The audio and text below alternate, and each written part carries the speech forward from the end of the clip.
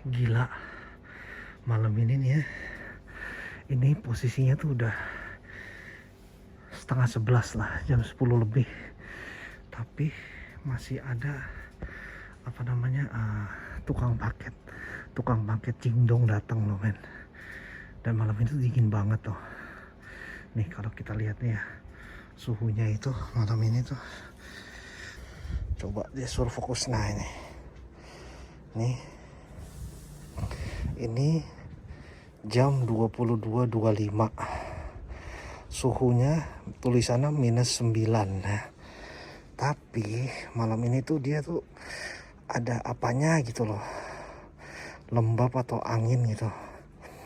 Nah, terus karena anginnya kenceng, lalu ini kalau dilihat tuh ya,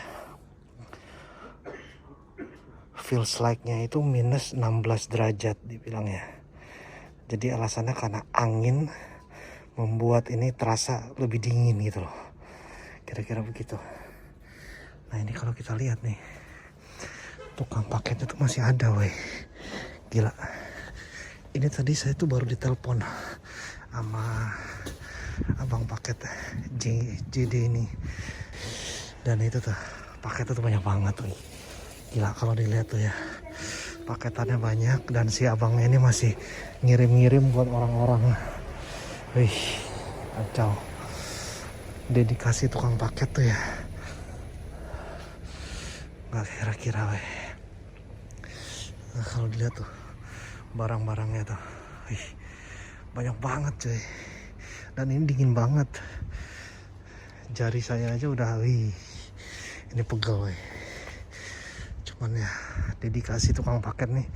Sekarang lagi musim COVID, lalu orang-orang pada males keluar. Selain males, juga takut untuk keluar. Biasanya jam segini nih, di area sini nih banyak orang nongkrong, tapi ini nggak ada cuy. Gila. Ya wis lah, saya nih mau coba lihat ke depan nih. Coba pengen beli jajan, lapar boy. Malam ini dingin banget.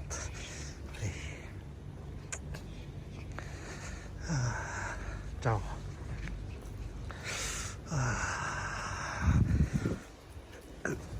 Aduh. Nah begini nih nasib nih kalau yang piara anjing nih. Walaupun cuaca kayak begini, lo tetap harus bawa dia jalan, kalau nggak ngambek. Nah ini orang kosan sini udah pakai pakaian tidur nih. Gila, dingin banget buset dah. Ciao.